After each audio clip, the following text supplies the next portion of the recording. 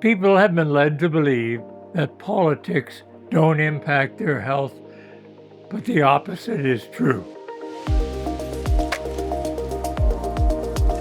Our longest lived state is Hawaii and has been for decades. Its life expectancy is below that of most other rich nations, but it is where Americans live the longest and enjoy the best health. Every U.S. state has a Department of Health responsible for public health issues.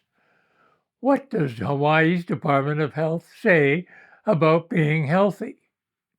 Hawaii's Department of Health produced a report on chronic diseases to educate its people and suggest ways of improving these outcomes. On page 2 is a metaphorical graphic of a mountainside with a waterfall pouring into a river flowing into the ocean. If you've been to Hawaii, you know why they chose this image. MAKAI means to the water. In the ocean are downstream effects, or many of the chronic diseases that you either are suffering from now or will. They include heart disease, cancers, diabetes, and so on. On the shore, on one side of the river, are risk factors: smoking, physical inactivity, obesity. Behaviors we're constantly urged to change to be healthier. On the other side of the river, you see access to health care. Like the risk factors, these are far downstream. Hawaii's health department recognizes how limited health care is. America spends a huge amount on health care, and we aren't very healthy. Upstream is a huge waterfall.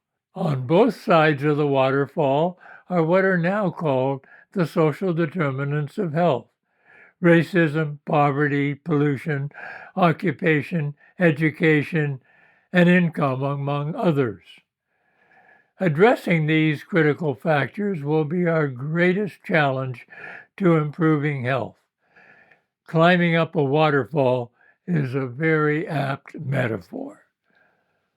Above the waterfall, looking towards the sky, or mauka, are upstream root causes, socioeconomic conditions, and above that, political context and governance. Hawaii's Department of Health puts politics as the core determinant of a population's health.